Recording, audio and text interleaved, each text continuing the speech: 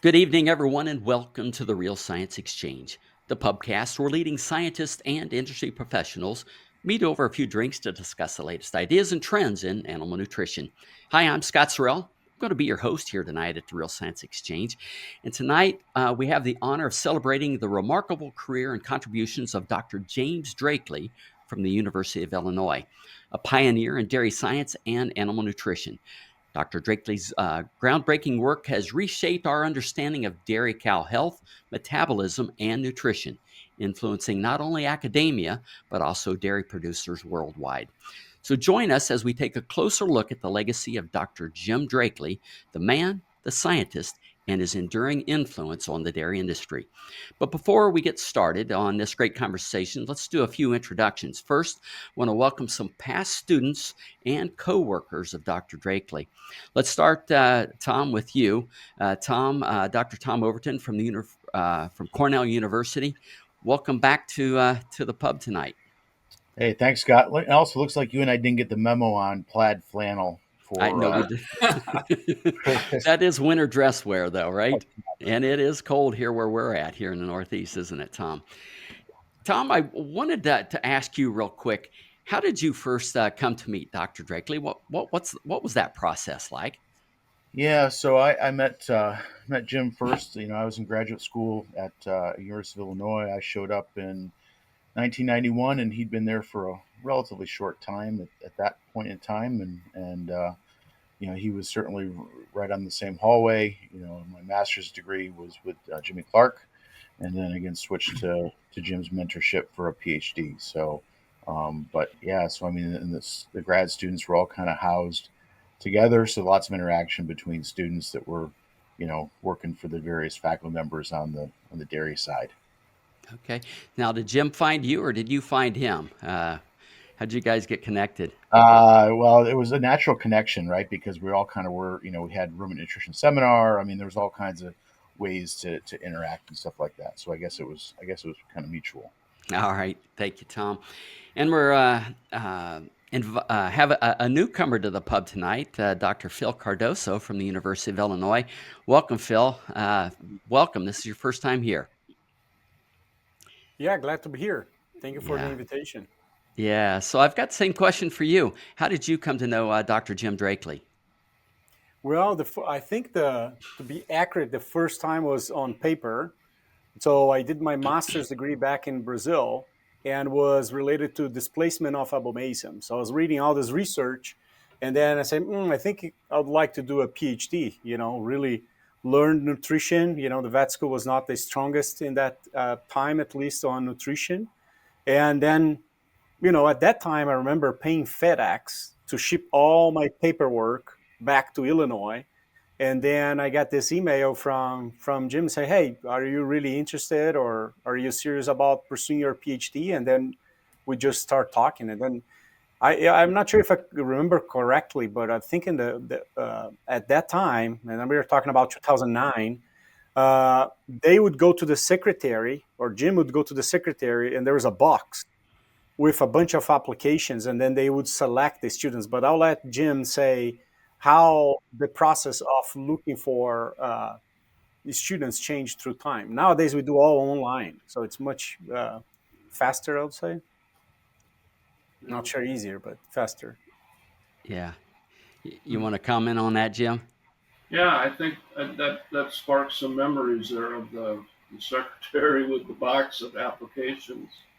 So I met or took on Phil a bit blindly, I guess, we didn't really know each other, or trying to think if I'd even met you before you came. I'm not sure that we did. Yeah, I think we just visit, but that was on that year. I remember I helped Nicole, one of your students, move some furniture or books or things from another office here on campus. So she was finishing up, and then I would start in August. That probably was in May, maybe, of that year. Yeah. Interesting. Well, before I officially introduce the man of the hour, I'd like to welcome back a friend and a coworker, Dr. Jeff Elliott with Balchem. Jeff, welcome. And how did you come to know Dr. Drackley? Well, there may be two versions of this, mine and Jim's, but I'll give you mine. So, like a lot of undergraduates, I was focused on vet school, wanted to go to vet school. Then I met a beautiful brunette at the University of Kentucky that got a job in the College of Ag at Illinois. I thought, man, maybe I should try grad school. I really didn't know anything about it, but I went. There really weren't any spaces available at the time initially. And then Jimmy Clark, who was Tom's master's advisor, um, he said, "Well, we've just hired this new guy, coming in out of originally out of South Dakota, now Iowa State, and he might need a student." I didn't even know what he was going to focus on. I just knew I was going to follow this brunette. So, it'd be nice to sit here and say, hey, I knew, Drackley coming in, he was going to be a great researcher and, change the way we looked at transition cows. But in reality, it was luck of the draw. And the first time I met him, he came in just for like a few days. I think it was he was staying at the Red Roof Inn out by the airport or by the mall, I think. We met for breakfast. But then I came into grad school. I was there 6 months before he finished. Because, like most grad students, he was a little slow at getting it done, also, finishing everything. So I started classes and doing some getting labs ready and such. But, yep. Jeff, I trust that lovely brunette was the lovely Karina. It is, and as I Yeah. tell people, I probably wouldn't tell that story if we weren't, she still wasn't in the other room. So, Yeah. Jeff, since we are in a virtual pub here tonight, anything special in your glass tonight? well, I've got coffee, which I'm definitely drinking on, but I've got just a small taste of. It was probably my only drink back then, and that was Maker's Mark bourbon. Yeah. So, kind of as to go back. Yeah, good deal.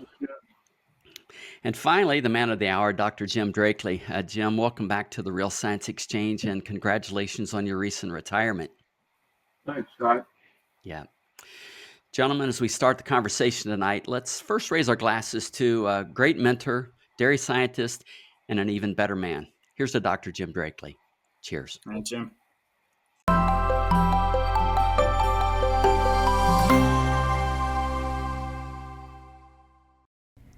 New research is changing everything we thought we knew about choline's impact on the cow and her calf, and top scientists have a lot to say about it.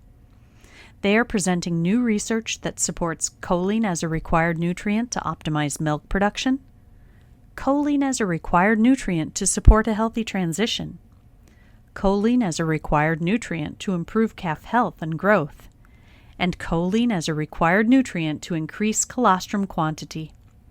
This new research is solidifying choline's role as a required nutrient for essentially every cow, regardless of health status, milk production level, or body condition score. Learn more about the science that is changing the game and the choline source that is making it happen. Reassure precision-release choline from Balchem. Visit balchem.com/scientistsay to learn more.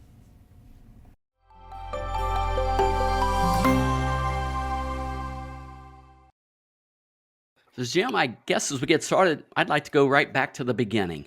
So, can you tell us just a little bit about your childhood, where you grew up, what were the circumstances, and then what led you into being a dairy scientist? Yeah. Well, I grew up on a real small dairy farm in southwestern Minnesota. And when I was probably about eighth grade or somewhere in there, my brother and I bought some cows. My older brother wanted to start up the dairy again. And so I grew up my high school years milking cows and trying to grow the small herd of registered Guernseys. And so I was very interested in dairy cows, and I liked the feeding part of it, the nutrition part.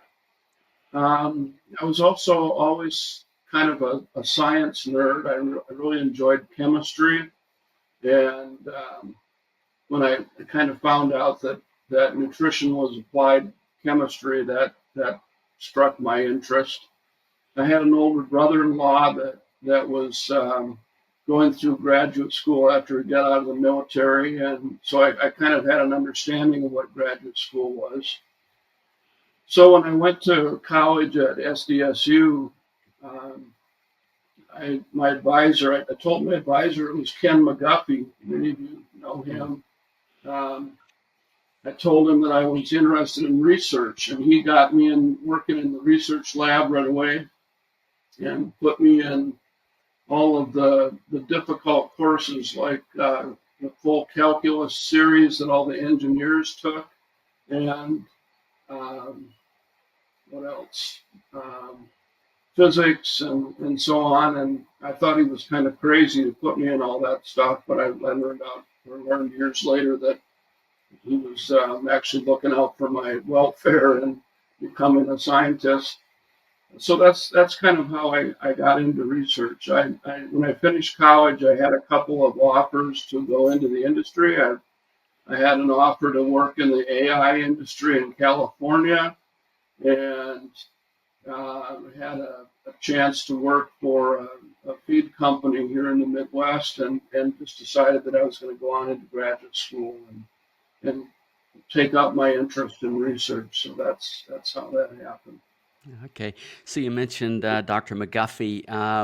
Can you talk a little bit about him and maybe some of the other mentors that you had as you were starting your career? Yeah, Ken was a young assistant professor at the time that I started at South Dakota State, and he was a very good mentor. He was really, I think, excited to have somebody come in and say they were interested in research at such a young stage of the college process. Um, so he was very good. Unfortunately, he left the university, went to Eastman Kodak during my sophomore year. So I was left a little bit floating there for a while.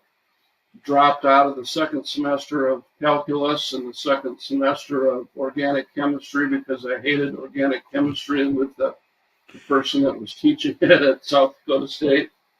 Um, anyway, then Dave Shingoth, he took me over as an advisee, and he was actually my master's professor as well. So he was quite influential on me. I had a biochemistry professor named John Grove at South Dakota State who really kind of turned me on to metabolism and biochemistry, and I credit him really with pushing me in the direction that I went then through my PhD program at Iowa State, kind of going with Jerry Young and Don Bites and getting into more, nutritional physiology was the name of the degree, and it was certainly more metabolism and physiology oriented than what I did in my master's degree. So those were some pretty important people for me. Yeah. So I know our panel here view you as a respected mentor as well. And what I'd like to do now is just kind of toss it to those guys to maybe kind of talk about Dr. Jim Drackley as a mentor and what he meant to you guys coming up through school. Jeff, why don't I start with you? Yeah, I was thinking as I was looking at Tom and Phil and myself, it may be a little bit differently because I see Phil and Tom as researchers, and from that standpoint, um, I never enjoyed research. I did it to get to the end, and sometimes some days I wasn't sure what that end was, but I knew it wasn't going to be research, and I think Jim knew that. I think for two reasons. I was his first student, and so he was getting his career on path as well. But then also knowing I really didn't want to do that. I did a lot of applied studies, fat digestibility, feeding fat to cows, not getting into some more of that basic science. So that is one thing I always appreciated. And even if he'd wanted to have made me a researcher, I don't think he could have as good as he was. But the other thing I always really appreciated about Jim was his thoughtfulness. And I say that in the sense of when you asked him a question, his reply was always had he had thought about it, he'd considered it, etc. Um, and then my biggest takeaway, I always think of Jim on this, is when I was actually leaving graduate school. I went in, I was standing by his door, and I've told him this once. I'm not sure he even remembers it, but it sank heavily with me. I was going to work with my PhD for a company as a PhD consultant, and I was nervous. I was scared, that first job, etc. And I remember him telling, I said, I just don't know if I know everything. He says, the company you're working with will teach you what you need to know. I taught you how to think critically. And I've never forgotten that, even when I run into a problem today. And now I've got a lot more confidence. But if there's like, man, I'm not sure I know the answer to this, I just think through it critically. Um, and that's my biggest takeaway and what I think of about when I think of Jim as my mentor. Yeah. So Yeah, so again, my master's was more classic ruminant nutrition, right? Starch source and flows of nutrients in the intestine, digestibility, stuff like that. But I found myself really getting really interested in metabolism, right? Post-absorptive metabolism, liver metabolism, and that's where you know clearly one of Jim's early arms of his program were really in that area, and so the transition cow thing was just getting started. So it was an exciting time, and it just felt like things were wide open in that area. And I always give Jim a lot of credit because he really gave me some latitude during my PhD to kind of figure out where we wanted to go with some of that early work, looking at glucose and things like that. And so, always open, as Jeff said, always thoughtful, uh, et cetera. So I really appreciated that opportunity, and that mentorship obviously continued long after grad school as well. Yeah. Yeah, I think for me, it started, when we visited the first time. I was not a student yet, and he was talking and say, "Hey, I'm very hands off." So that was, a very candid um warning, and say, if you need somebody that stays there with you and is going to be micromanaging you, that's probably not going to be me. So he was always upfront about that, and I really like that. So I was already, while I did my master's, I was already working as a vet with farmers for 5 years. So I think that is the relationship with somebody that micromanages, I don't think that would work well. So I think that was very beneficial to me. And I think the same thing as Tom mentioned, uh, the PhD was kind of an open canvas. There was, like he would say, "Hey, there's this project here, let's do it." It was a rumen protected niacin project. But then we delve into other things with data analysis, collaboration with, Stephen LeBlanc in Canada. He was open for me to go there and, just spend some time there. So it was really triggered by you. So uh, I think that's kind of the something that I think really worked for me was that, and sometimes, I know that Jeff said, I ask questions, but sometimes, when you ask questions and that silence as well, you start answering the question yourself. I think Jim always allowed for that. It was not somebody, you do this and then you do that, and this is number one, number two. I never got that from Jim. It was just like some reflection, think about it, and sometimes you come up with the answers yourself, but he's always there as a safe net, let's say. Yeah. Nice story. Dr. Drackley, I'm kind of wondering here, with these three gentlemen on the screen here with you, do you have any good stories about them that you can tell? Um, maybe not that I can tell. No, Yeah. we had a lot of fun. That's the other thing. I was, of course, younger, particularly with Jeff. I was more of a peer age than an older mentor, but and with Tom also. So we had a lot of fun. We had good happy hours on Friday afternoons, and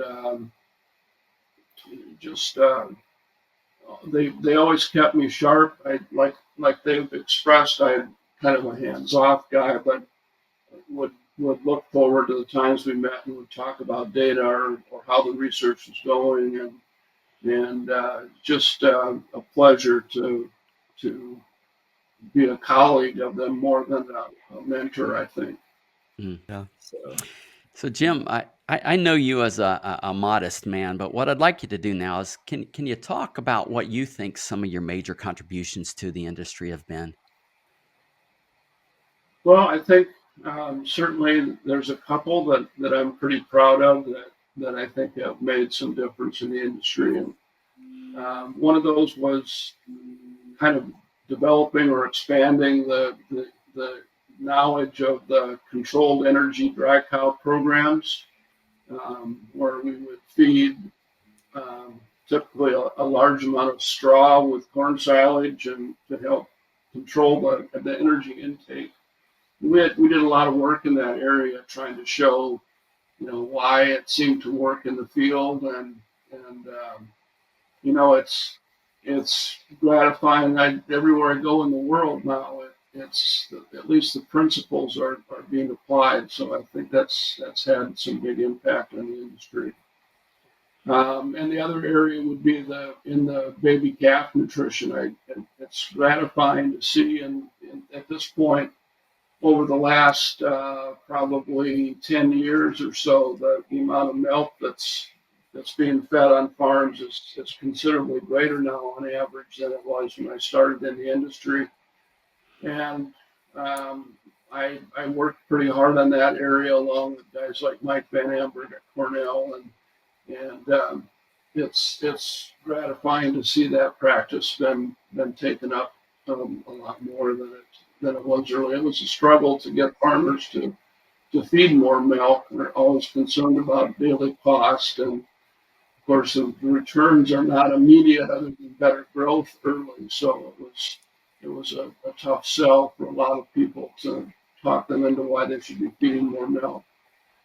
But I think those are two of the biggest success stories. As Jeff mentioned, we were doing a lot of added fat work in the early years of my career, and I think that had an impact too, but probably not as much of a lasting impact as the other two areas. Yeah, I'd like to kind of open it up to our panel here for Yeah. discussions as well. So I think Jim, I mean, clearly from an academic standpoint, I mean, you and your group would have the credit for the controlled energy approach. I still remember uh, back, I think in '92 or '93 with Dave Grum, and we're feeding he was feeding a whole boatload of oat hay, and I still remember all that oat hay I think it was at the round barn and things like that, and a little bit of what are we doing? This feels a little crazy, right? But it's amazing what kind of. I mean, that was really probably the first controlled energy diet to some extent, and that's amazing. Then what that kind of all led to with some of your other students. So Yeah, on the calf side, I remember, uh, and I think I was still during my PhD with Jim, and then he would go, all over the world giving talks, and this particular time was to Brazil, and then I got some email or some announcement and say, hey, the guy that wrote the Bible in calf nutrition is coming to Brazil. You cannot lose this opportunity, So his book with Carl Davis, that was the Bible of calf nutrition. So that was kind of interesting to learn. yeah, and that was the same. And I've traveled to China quite a bit. I know several of you have here too. Um, but I'd be talking to colleagues there, and they'd say, "Dr. Drackley's coming to China, and he's going to tell us all about transition cows." So of course I would try to feed off of that and say, "Well, I was his first student. I know a little bit." But yeah, they were always excited when Dr. Drackley was coming to China, the expert in the field. Yeah. Yeah. Good stuff, Jeff. Gentlemen, is there any other contributions that perhaps Jim hasn't highlighted that you would highlight? So, one, I mean, it relates to something that Jim highlighted, right? But um, he wrote this paper back in the late 90s referring to the transition period as the final frontier. And that paper was based on his Foundation Scholar ADSA award. And that paper really laid it out, not only kind of the state of our knowledge, but also, candidly provided a roadmap and a roadmap that we're still, I'm looking at the kind of the challenges section that he wrote, said, some areas which increase understanding is critical include the control of dry matter intake during the periquaternion period, quantification of nutrient supply, interactions among nutrition, metabolism, immune system, metabolic regulation in interactions among different tissues, body condition. I mean, stuff that we've gained a lot, but boy, we're still working on these things. So and there's still more to do. But again, that paper is mandatory reading for any graduate student of mine, and others as well, right? But that paper really kind of was quite visionary in terms of how Jim kind of put that all together. So yeah, I mean, lasting legacy, lasting impact. Yeah. And then wasn't it just a few years ago you kind of did a follow up to that paper? Not You a, did not a paper. I think that was that a Discover conference that maybe that you're thinking of. Yeah, it could be. I was thinking it was kind of a second part to that, but we were no, I shouldn't say second part, more of a follow up. What we know since then. But yeah, it could Yeah, have been the Discover conference. I think that was a Discover conference talk. There's no paper, but Yeah. it was kind of fun to look back and see where progress has been made and some of the areas that we're still struggling with. But yeah, that paper is still being cited frequently. So Yeah. I think if I may say, one of the achievements maybe that it's always was greatly appreciated, particularly here in the department, was the teaching skills that Jim has, and I think that's um, it's maybe amazing. I remember when I took classes with him, we were still on the uh, blackboard, not even whiteboard, with chalk, and so the pace and the way that Jim explained was extremely um, well taught, his material. So I think that's some accomplishment that maybe that's also transits to this part of speaking to the whole world.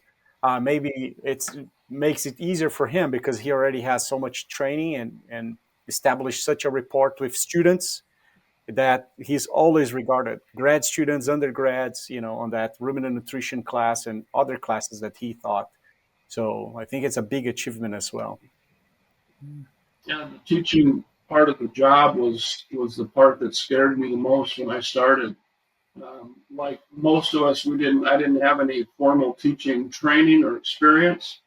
And my first lecture was to the freshman animal sciences class at 2 o'clock on a Friday afternoon. It was about 90 degrees outside, and we had a non-air conditioned classroom across the street in Mumford Hall.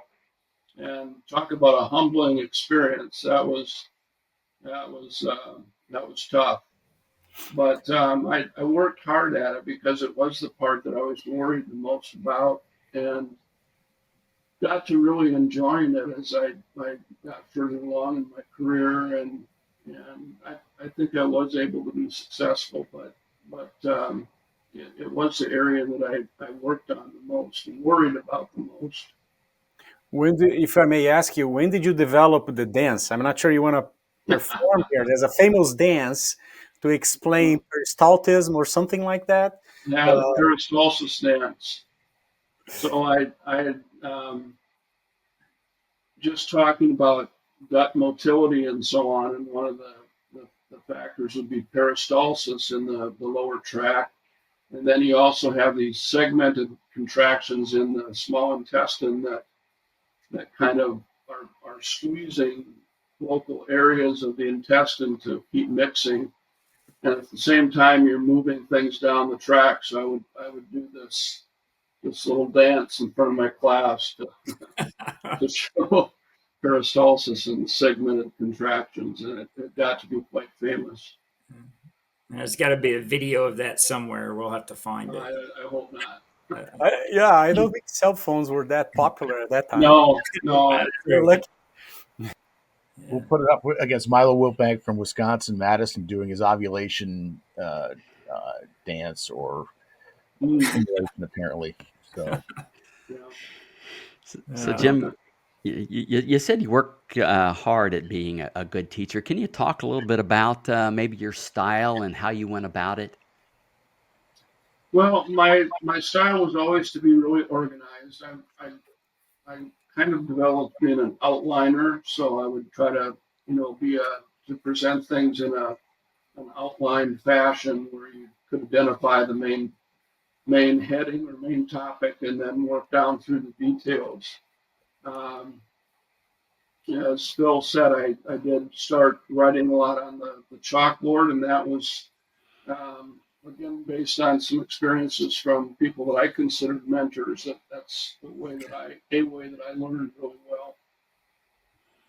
And the other part that I worked hard on was to get to know the students, get to know their names as soon as possible in the semester, and just try to be approachable and empathetic with their needs and so on, without being somebody that they were going to push around in the classroom. But that's kind of how I approached teaching. So I was more of a lecturer. In the recent years, I took over the lactation biology course here from Wolf Early, and kind of did a flipped classroom idea where I had pre-recorded modules that the students would watch, and then we'd come to class and have discussion on those or exercises related to it. So that was something I always wanted to try and do little things, doing a little something different or different style. So that was kind of fun to do something different in the last years of my career. So similar to that, I'll give a little background first. So Tom and I recently came in for your retirement reception. And while we were there, Phil was kind enough to give us a tour of the animal science laboratory. And especially remember when we walked into Tom's old office area where there'd be 3, 4, 5 people. Each desk had at least 2 computers on it. Yeah. And we were thinking when we were there was one computer for us to run statistics, to run SAS. And we had to run all the way down across campus to get it. And then you realized you did something wrong, had to run it again and walk back down.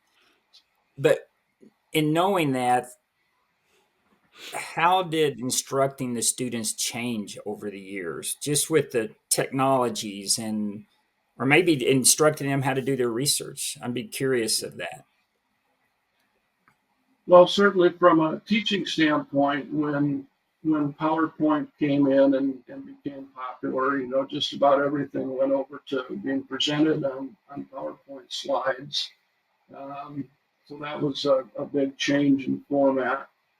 But affecting the students, you're right. I remember when I was running stats on projects back then of having to walk all the way down to the computer science lab to pick up output, and it's just changed so much now where you can do statistics in real time and make changes on the fly and print what you want and not print what you don't need. And I think it's increased productivity quite a bit. So I'm not sure if that's what you're getting at, Jeff, but yeah. I remember, Jeff, back in the day, we had these the overhead projectors, and we put these transparencies on there, and you could write on them, or you could have them printed out, and you'd manually have to, the kids are going to think we're crazy, but yeah, you'd manually have to put one down and move it around and take it off, put the next one down. And then when we finally transitioned to slides, right, we had these pre-made slides that we'd load into this carousel, and invariably they'd get jammed, and you just couldn't change your message on the fly. Those are some fun days, memories. Yeah, the kids Yeah. won't understand what we're talking about, though. No. So No, I did my master's degree with punch cards, where you had to sit at a card puncher and type in the data, and it would make a card. So you'd go over to the mainframe computer with a big box of cards and leave them and come back the next day and pick up your output. And like Jeff said, if you did something wrong, made one little mistake, you had to do the whole process over again. Find the problem card and replace it. And when I got to Iowa State, we could interact directly with the mainframe computers, as we called them back then, via a computer, a local computer. So I thought that was big times. yeah. I remember taking a genetics class where we'd get a deck of those cards, those punch cards, right? And each card would represent an animal and their genotype. You didn't know what it was. All we knew was their phenotype. And then I remember having a contest to see which team could build the better herd, given those cards we were selecting. Anyway, crazy times. Yeah. Good times, actually. Gentlemen, I'd kind of like to give you guys an opportunity to share some of your favorite Jim Drackley stories, if you will, or even stories that went on around the times when you were there with him. Oh, goodness. Put you on the spot, Jeff? Yeah, it is a little bit. So if I could change that just a little bit, going back into Jim's teaching abilities and then how he mentored his students. And Phil may have a story here, but I'd kind of like to know how. So, Phil, you went from being a student to being on faculty at Illinois, and how, if I remember right, kind of Jim kind of helped you through that, took you under his wing a bit. I'd be interested to know, how that went, and going from being a advisor to a colleague, true colleague.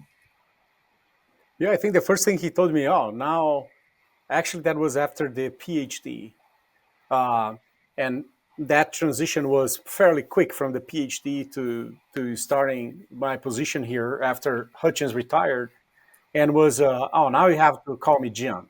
You don't have to call me Dr. Drackley anymore. I mean, he never asked. It's hard to do, isn't it? Exactly. That was a very hard thing to do.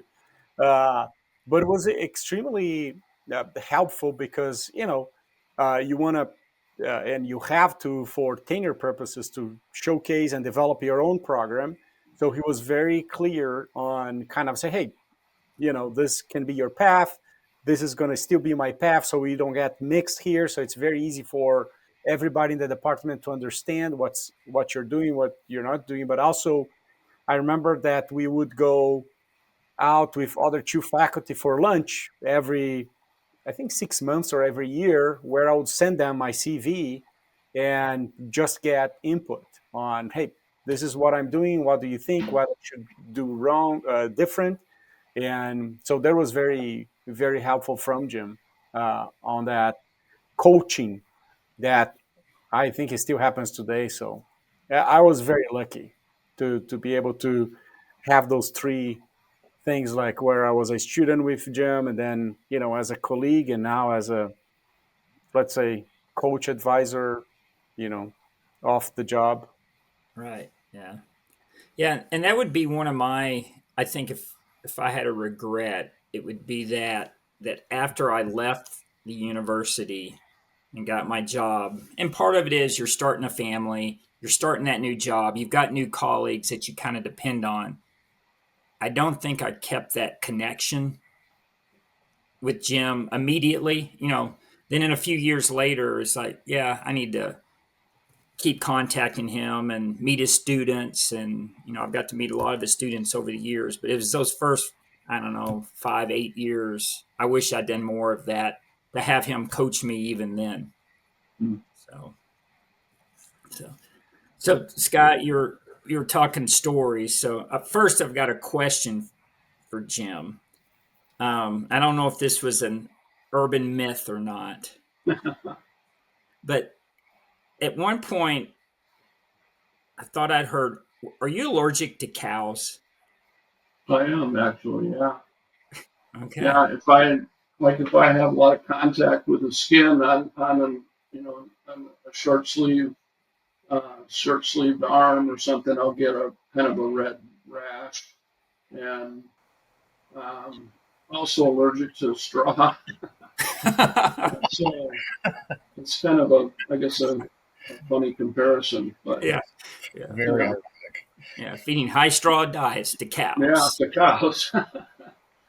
Yeah. Yeah. So you guys are chasing stories, and I'll admit I'm having trouble recollecting anything truly in particular relative to Jim. But just one, again, Jeff alluded to his retirement celebration back in October. My wife and I were really glad to be able to join that. Also reunite with some of our colleagues from our grad school days and their spouses and things like that. But one thing Katrina and I were recollecting on as we were driving around Champaign was we used to occasionally babysit for Oh yeah. Jim's kids, and you know, he has 3 children that are now grown, but at the time, they were quite young, and so we occasionally would babysit, and I still remember, one is my wife and I realized that we babysit the kids, and the kids were great, right? But we also realized, we're probably not quite ready for kids just yet, which was fine. Um, but the other thing we did is we took them one time out for pizza to Monocle's, I think it was, and we loaded them up with caffeine. They're like, can we get more cherry Coke? We're like, sure, yeah, let's keep. And we weren't intentionally doing it, right? We were just kind of having a good time, and they were having a good time. We stopped by the candy machine, like where you put a quarter in, right? Candy machines to get stuff out. So we got stuff there. So we basically completely wrecked his kids, and returned them return them home then, and went on our merry way. So Yeah. Returning home's the key statement there. Yeah. I Yes. returned them home. Yeah. so anyway, so that's one memory we had. Anyways, we were bopping around Champagne there a couple months ago. So I'll and Jim and Tom can ad lib on this a little bit too, but I'll go into one story, and it wasn't so much about Jim, but maybe again Patrick, Jim's child, his reaction.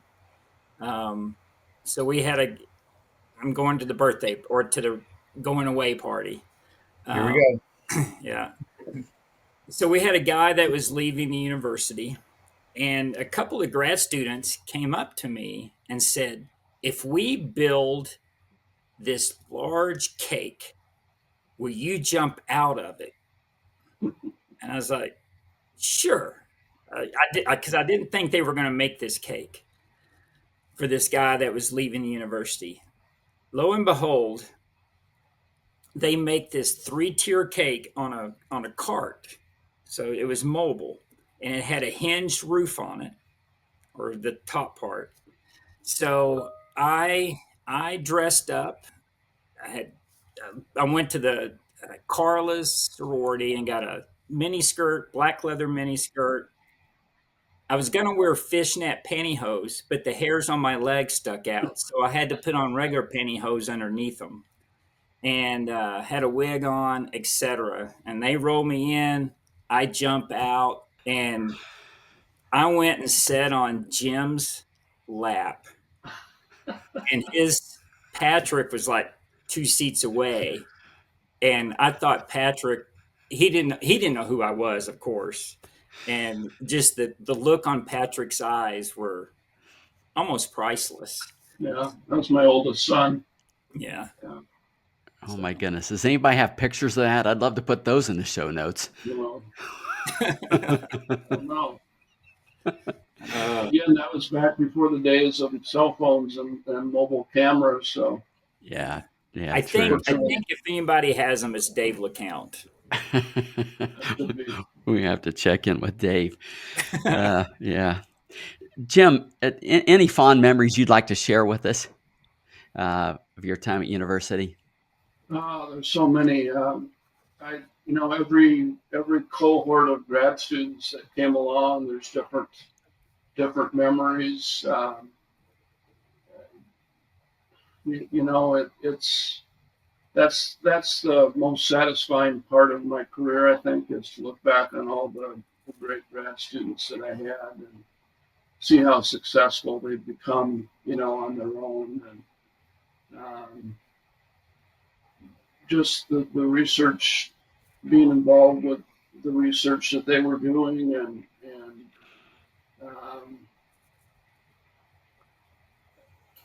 just the whole experience of being a university professor has been a great career. The chance to go around the world and talk about cows is really something when you think about it. My middle son had a good friend. They were kids. One time, my son was trying to explain to his friend what his dad did, and the friend looked at him kind of incredulously and said, "You mean your dad gets to travel all over the world and talk about cows? People pay him for that?" So I think that always helps me remember that it's really a pretty good life if you can get it. So it's been a great run, and just lots of fond memories. Yeah. Well, I've enjoyed looking back at the past, but I'd like to maybe transition just a little bit and kind of take a look into the future, the future of the dairy industry. And from your perspective, what are some of the pressing issues in the dairy industry that we're going to need to tackle? Your students that you've developed, what are some of the challenges they're going to have to tackle? Right. I think the environmental aspects are just going to continue to become more and more important. Both just the excretion of nitrogen and phosphorus, but also the greenhouse gas issues over the next few years. I think, if you look at where we are in the industry right now versus even 10 to 15 years ago, the progress has just been tremendous. And got herds producing incredible amounts of milk every day with incredible components and good reproduction. So I think that, a lot of things that a number of us here have worked on over the years have really reached the industry, and the industry is pretty remarkable at present. So I think there's going to be increasing economic pressures on farms. So I don't think the issues of improving efficiency and so on will ever go away. Those will be important areas to try to improve forage production and efficiency of nutrient use, both for growth and lactation. So I think a lot of what we're doing today, and maybe just different pressures and different urgencies. Well, Jim, with that, what kind of advice would you give to young researchers or even students that are looking to going into research?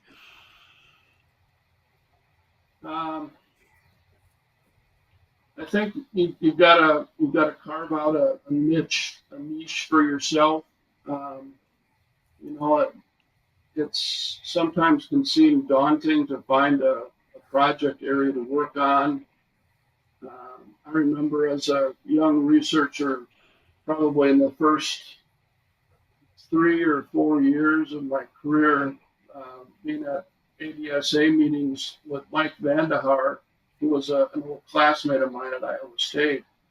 And both of us just kind of commiserating with one another that we just didn't think what we were doing made a difference. And looking at all this research put out by other people and people that we considered to be the gods of dairy nutrition, and how can we ever compete with that, and what are we doing?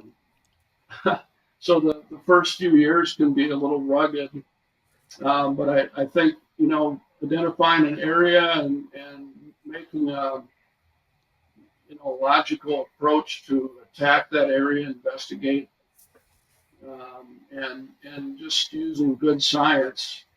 I think you have to start with some easy questions in a way because of the pressures of tenure and promotion, but not being afraid to tackle some longer term projects as your career grows.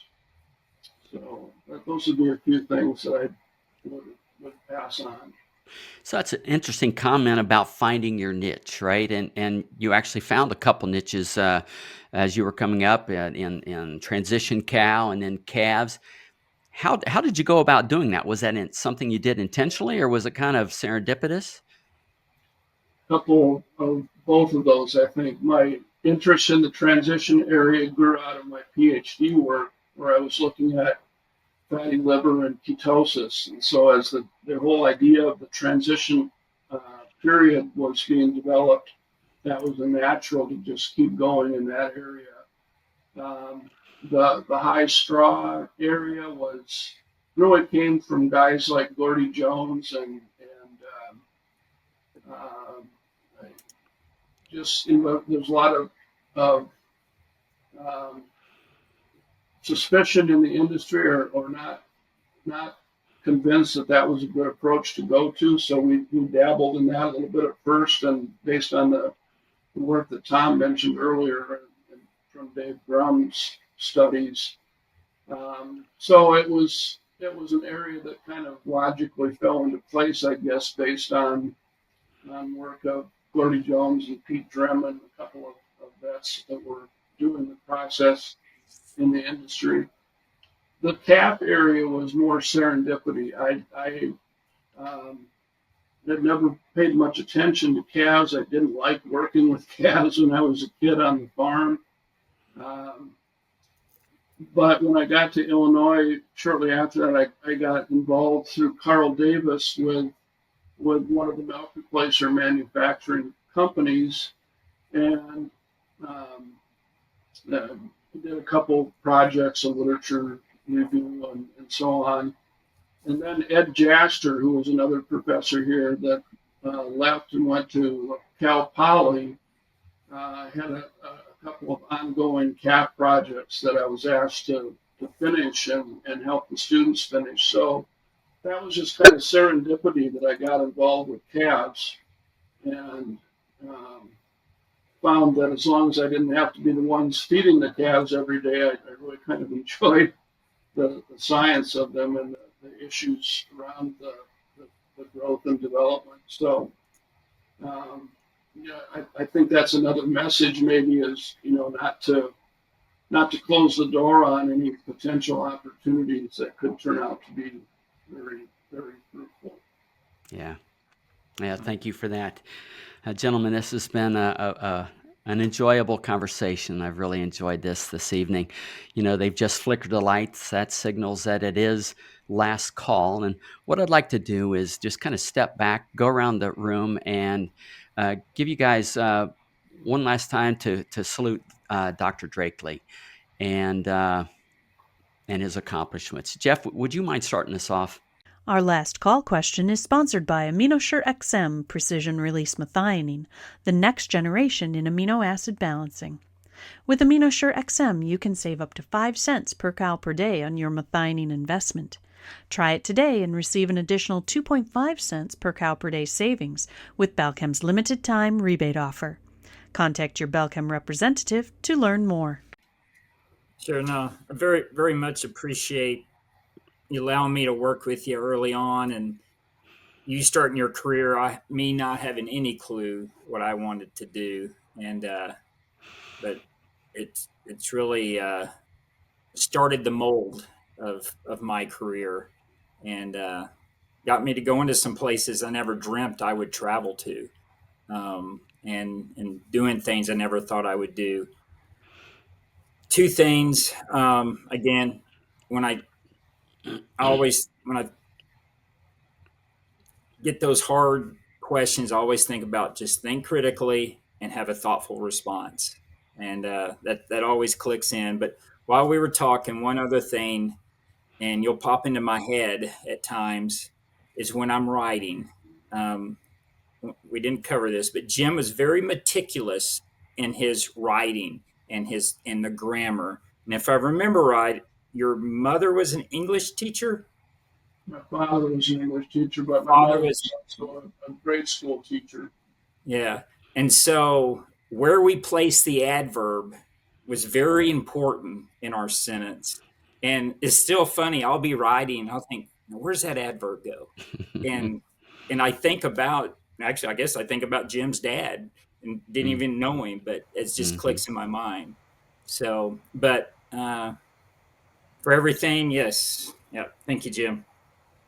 Thank you. Yeah, cheers.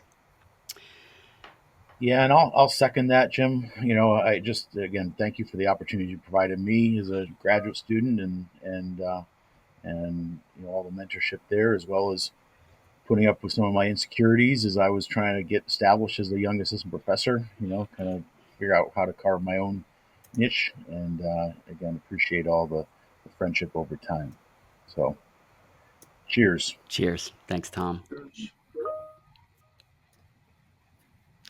Yeah, same here. I'm very thankful, to get somebody from a box, with no face. I don't think we sent pictures at that time, so no faces, you know.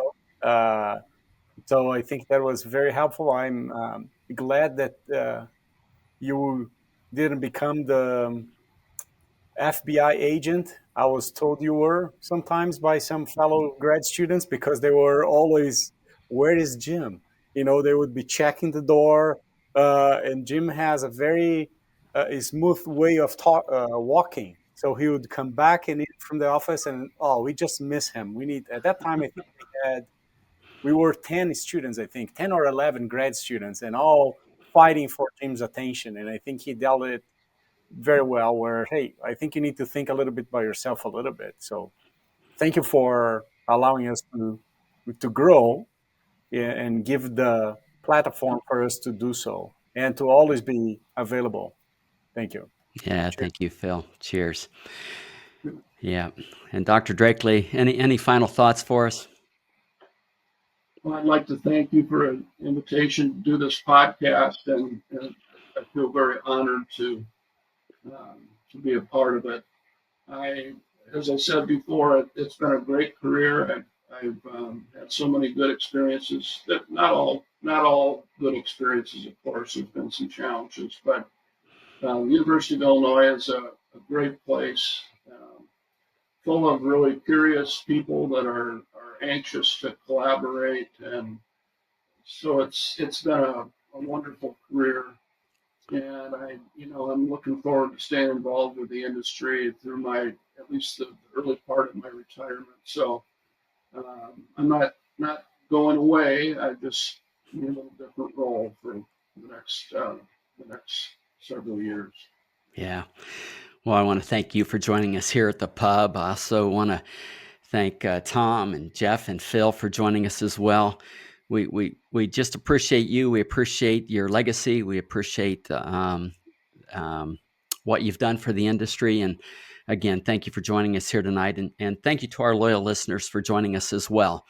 We hope you learned something. We hope you had some fun. And we hope to see you next time here at the Real Science Exchange, where it's always happy hour and you're always among friends. Hello, everybody. My name is José Santos. I'm a professor in the Department of Animal Sciences. And I want to take this opportunity to invite everybody to come to Gainesville next month to attend the Florida Ruminant Nutrition Symposium on February 24 to 26, 2025. So we've prepared an excellent program with the help of Balchem, Purdue Agribusiness, and other sponsors that will be probably very enlightened in terms of content, networking, and other opportunities. In this particular slide here, you have two links that can take you to our registration website, either to the symposium website or to the registration itself. As part of our program for the 2025 event, we have a mini symposium, traditionally that's being sponsored by Balchem. So we are bringing Dr. Tara Felix from Penn State University, Dr. Brett Johnson from Texas Tech, Dr. Albert DeVries here from the University of Florida, and Dr. Tom Overton from Cornell University. And they are going to dive in and spend the entire afternoon discussing multiple aspects of beef on dairy, carcass composition, management aspects relative to the performance of those animals on feedlot, the economics of beef on dairy, as well as transition cow management, in particular the dairy cow, the transition dairy cow. So following the Balchem Mini Symposium, we have a traditional Brazilian, what we call churrasco or asado for those friends from the South, or a barbecue that you're going to be delighted to attend. And the following day, on Tuesday, we have a packet day with the morning being sponsored by Purdue Agribusiness, with a major focus on rumen metabolism and animal health. We have Dr. Jeff Firkins from the Ohio State University discussing aspects of rumen fermentation. Dr. Divakar Villas here from the University of Florida.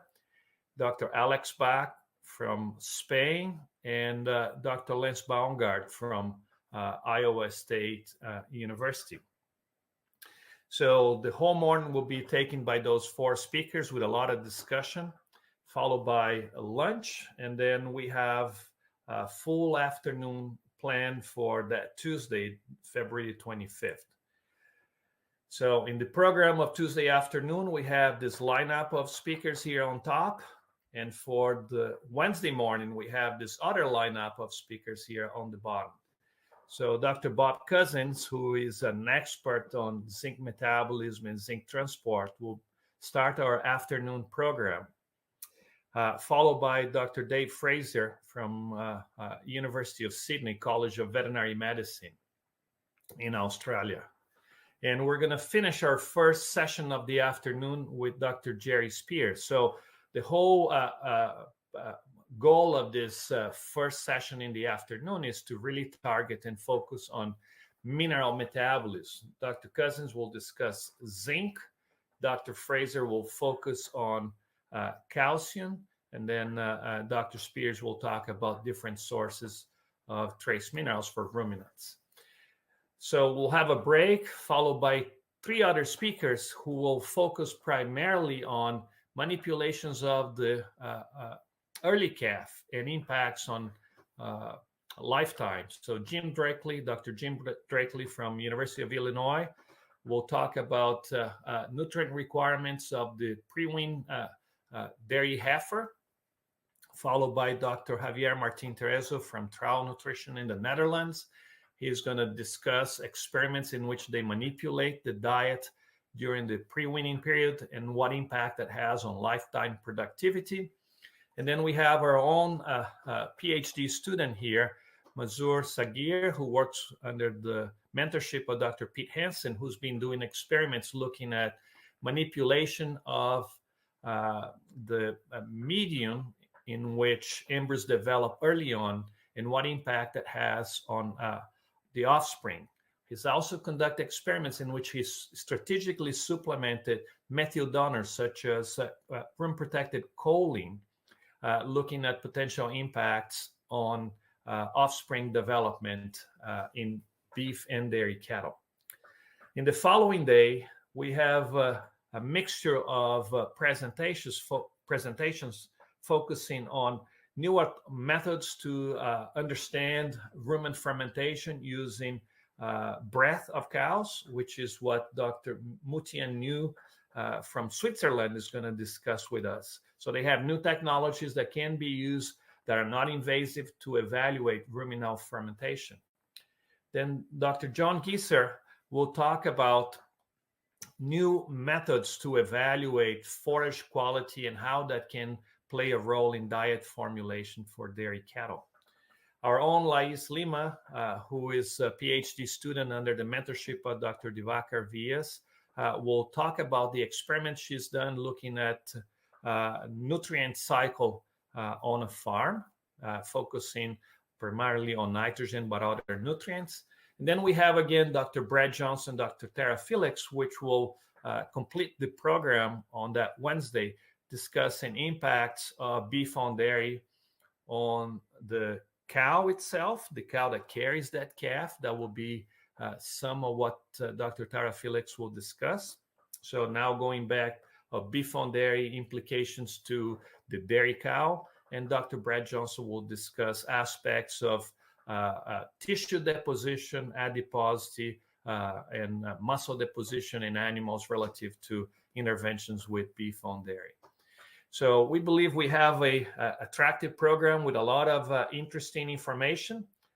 Don't be shy to go to our website and check our program and opportunities to come and attend the conference. So I hope that you will come to Gainesville, particularly if you're from the northern states of the U.S. or Canada or other places. Come here to get a few days of collegiality.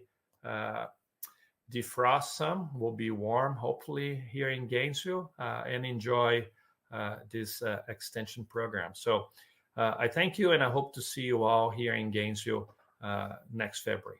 We'd love to hear your comments or ideas for topics and guests, so please reach out via email at anh.marketing@balchem.com with any suggestions, and we'll work hard to add them to the schedule.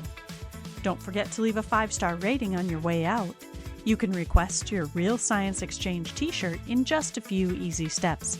Just like or subscribe to the Real Science Exchange and send us a screenshot along with your address and t-shirt size to anh.marketing@balchem.com. Balchem's Real Science Lecture Series of webinars takes place on the first Tuesday of every month, with the top research and nutrition topics that will impact your business. We also include small ruminant, monogastric, and companion animal-focused topics throughout the year. Visit balchem.com/realscience to see the upcoming topics and to register for future webinars. You can also access past webinars and search for the topics most important to you.